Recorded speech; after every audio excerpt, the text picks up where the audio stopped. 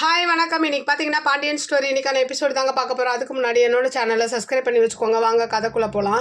எவ்வளோ சமாதானப்படுத்தி பார்க்குறாரு. ஒரு கட்டத்துக்கு மேலே வண்டியை வர வச்சு அதில் வண்டியில் ஏற மாட்டேன்ற மாதிரி கோமதி நடக்க ஆரம்பிச்சிடுறாங்க. அதுக்கப்புறம் ஒரு கட்டத்துக்கு மேலே இவர் சமாதானப்படுத்தணுன்னா கோவப்பட்டு கொஞ்சம் பேசவும் ஆரம்பிச்சிடுறாங்க கோமதி. அதுக்கப்புறம் என் பேச்சுக்கு மரியாதையே இல்லை.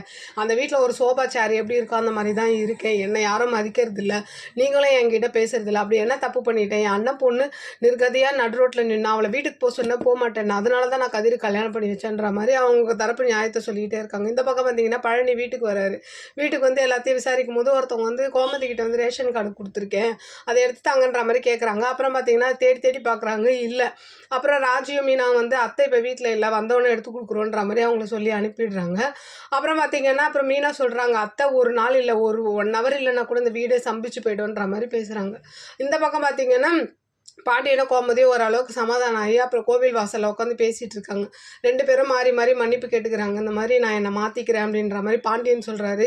இவங்க என்ன சொல்கிறாங்க, கதிருக்கு உங்களுக்கு தெரியாமல் கல்யாணம் பண்ணி வச்சது, என்னை மன்னிச்சிருங்க அப்படின்ற மாதிரி இவங்களும் கேட்குறாங்க. கேட்டுட்டு 2 பேரும் சமாதானம் ஆகி ஒரு வழியாக இந்த இன்னைக்கான எபிசோடு அப்படியே முடியுது. பார்க்கலாம் நாளைக்கு என்ன நடக்குதுன்னு பார்த்துட்டு நான் உங்களுக்கு ரிவ்யூ கொடுக்குறேன். என்னோட சேனல் பிடிச்சிருந்தா லைக் பண்ணுங்கள், ஷேர் பண்ணுங்கள், கமெண்ட் பண்ணுங்கள். என்னோட சேனலை சப்ஸ்கிரைப் பண்ணி சப்போர்ட் பண்ணுங்கள். நன்றி, வணக்கம், பாய்.